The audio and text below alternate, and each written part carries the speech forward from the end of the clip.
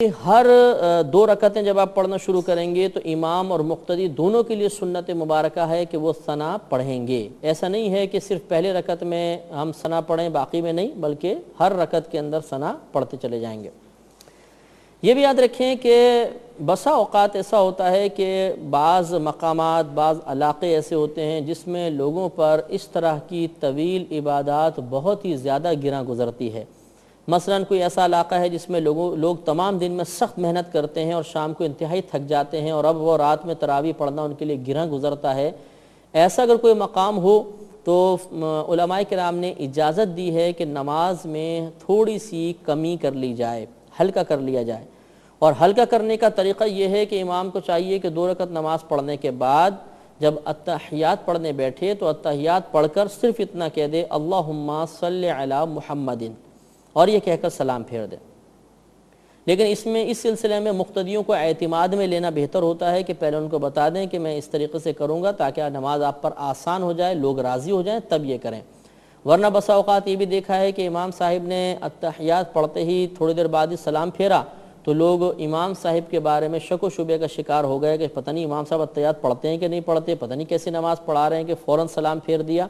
اس لیے مقتدیوں کو اعتماد میں لینا ضروری ہوتا ہے۔ اس لیے امام کو چاہیے کہ اگر وہ دیکھتا ہے کہ مقتدیوں پر تراویح کی 20 رکعتیں گراں گزر رہی ہیں تو یہ طریقہ اختیار کر کے نماز میں تھوڑی سی تخفیف کر لے۔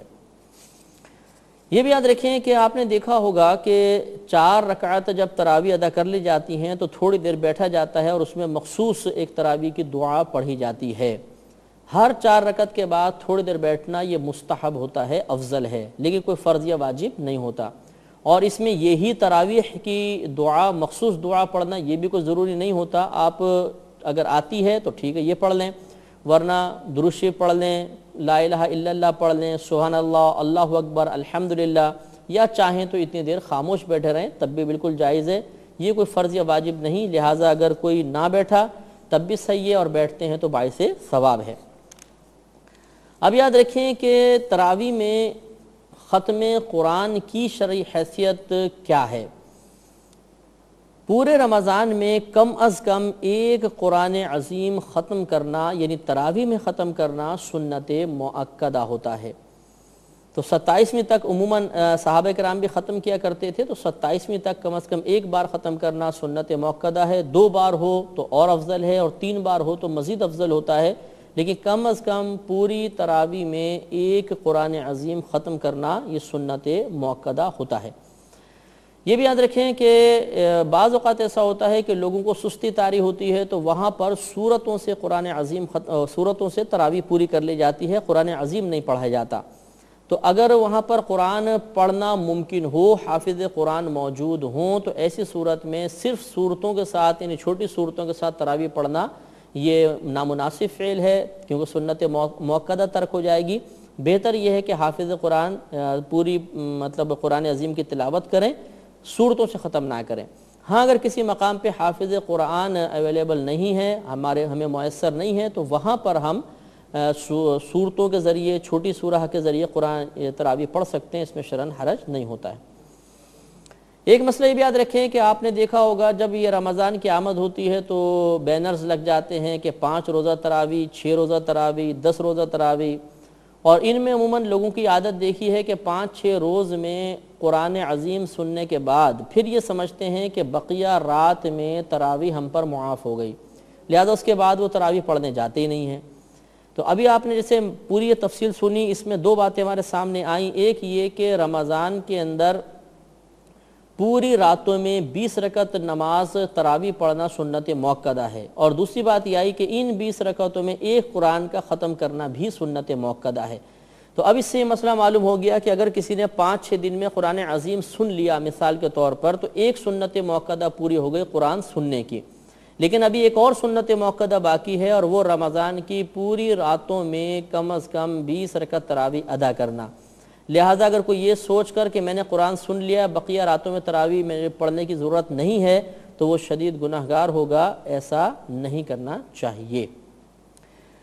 یہ بھی یاد رکھیں کہ ختم قرآن رمضان کے آخری دن بھی چلایا جا سکتا ہے، لیکن بہتر یہ ہے کہ 27ویں شب میں ختم قرآن کیا جائے، کیونکہ صحابہ کرام کا یہی معمول تھا، اور اس طرح کریں گے تو انشاءاللہ ثواب ملے گا۔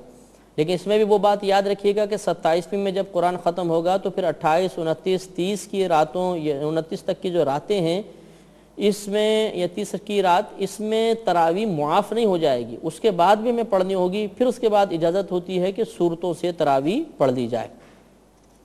اب تراویح کی جماعت کے بارے میں چند مسائل سماعت فرما لیں کہ تراویح کی جماعت سنت مؤکدہ علی الکفایہ ہے۔ سنت مؤکدہ علی الکفایہ کا مطلب یہ ہوتا ہے کہ یہ سنت مؤکدہ ہے، لیکن پورے محلے میں سے اگر چند لوگوں نے جماعت قائم کر لی تو سب کی طرف سے ادا ہو جائے گی۔ ہر شخص کا اس جماعت میں شامل ہونا واجب نہیں ہے۔ تو یہ کہنے کا مطلب خدا نخواستہ اس کی جماعت سے ہٹنے کی ترغیب دینا مقصود نہیں ہے، بلکہ نفس حکم بیان کرنا مقصود ہے کہ تراویح کی جماعت ہر ایک پر واجب نہیں ہوتی ہے۔ اگر 2-3 انسانوں نے، 2-3 محلے والوں نے جماعت قائم کر لی تو اور باقی لوگ نہ آئے تو باقی جو نہیں آئے وہ گناہگار نہیں ہوں گے، گھر پر ادا ہو سکتی ہیں۔ لیکن افضل اور اولیٰ صورت یہی ہے کہ جماعت کے ساتھ آگے پڑھی جائے، کیونکہ جتنی بڑی جماعت ہوتی ہے اتنی زیادہ اللہ تعالیٰ کی رحمتوں کا نزول ہوتا ہے۔ بعض لوگ اس طرح کرتے ہیں کہ گھر میں تراویح کی جماعت قائم کر لیتے ہیں، تو کیا یہ مناسب ہے یا نہیں؟ تو یاد رکھیں جائز تو ہے کہ گھر میں اگر تراویح پڑھیں گے تو جیسے بھی بتایا کہ تراویح کی جماعت سنت مؤکدہ علی الکفایہ ہے، تو گھر پہ جماعت سے ادا تو ہو جائے گی، لیکن اس صورت میں ثواب میں کمی ہوگی، کیونکہ افضل یہی ہے کہ مسجد کی جماعت کے ساتھ نماز ادا کی جائے، لہٰذا گھر پر جماعت بلا ضرورت قائم نہیں کرنی چاہیے، مسجد میں جا کر ہی پڑھنا چاہیے۔